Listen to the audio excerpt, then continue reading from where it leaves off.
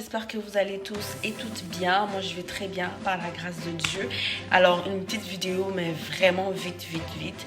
Juste pour vous parler d'un fait en ce moment au Canada. Il y a une grosse grève.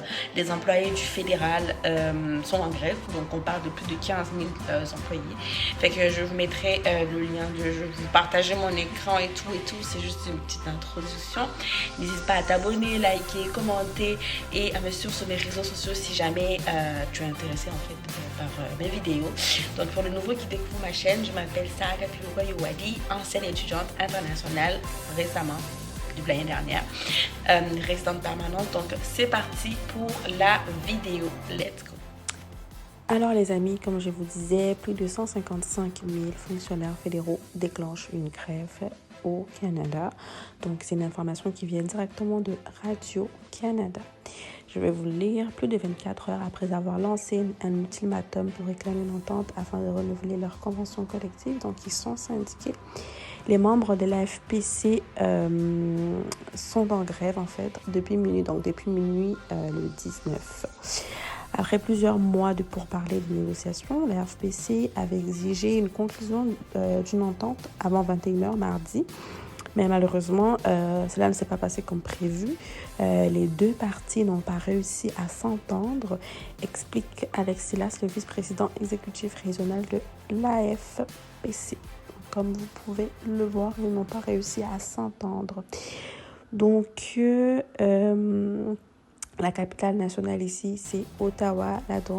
La grève a donc été déclenchée dès minuit et 1 minute mercredi, donc aujourd'hui.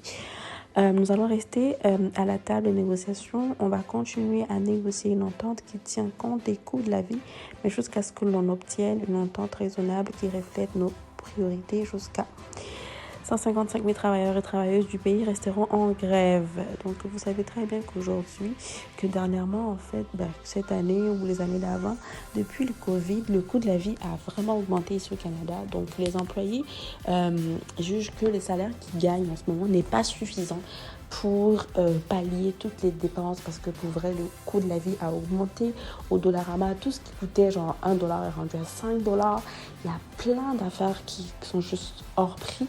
Et les fonctionnaires du gouvernement jugent que finalement, le salaire qu'ils gagnent, c'est pas assez suffisant pour subvenir à leurs besoins quotidiens et tout, surtout pour les personnes, des familles, mettons les parents avec plusieurs enfants. Donc, je vous mettrai le lien en barre d'informations si jamais vous avez des questions.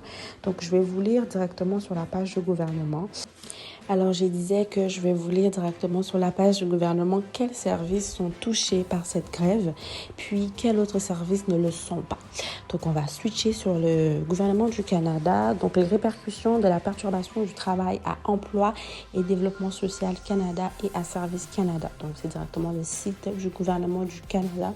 N'hésitez pas à y aller pour avoir plus de détails. Moi, je vais descendre directement sur la partie qui nous intéresse. Le gouvernement du Canada est engagé à négocier des ententes collectives qui sont équitables pour les fonctionnaires et raisonnables pour les contribuables. Donc, on va descendre pour voir quels sont les services en fait qui sont touchés et quels sont les services qui ne sont pas touchés. Donc, voilà, au niveau des services non touchés, vous avez toute la liste. Assurance emploi, régime des pensions du Canada, service de la vieillesse, numéro d'assurance sociale, centre d'appel, libre-service en ligne, programme du travail. Bref, la liste est quand même assez longue.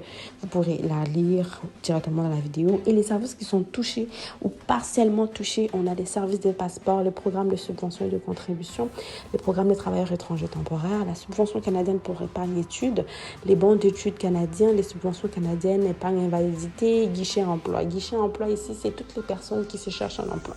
Donc ça, c'est touché. Et aussi, ce qui me fait mal, c'est la collecte des données biométriques. Ici, on parle des personnes qui sont rendues au niveau du permis d'études, puis qui ont déposé leurs données biométriques, mais que malheureusement, au niveau de la collecte, ça va être soit touché ou partiellement touché par cette grève. Donc, ce qui peut créer un gros retard dans les demandes. Donc, c'était juste pour vous tenir au courant. Donc, restez connectés, les amis. Puis, essayez d'aller constamment sur la page du gouvernement Canada pour avoir plus d'informations sur cette grève. Et on espère que d'ici là, tout ira bien. Donc, portez-vous bien et que le Seigneur Dieu Tout-Puissant vous bénisse. à la prochaine. Donc ici, ils disent que les bureaux demeurent ouverts, mais les jours et les heures d'opération peuvent varier. Donc c'est juste un détail que j'avais oublié de mentionner dans la vidéo. Donc ciao, ciao les amis. Bye bye.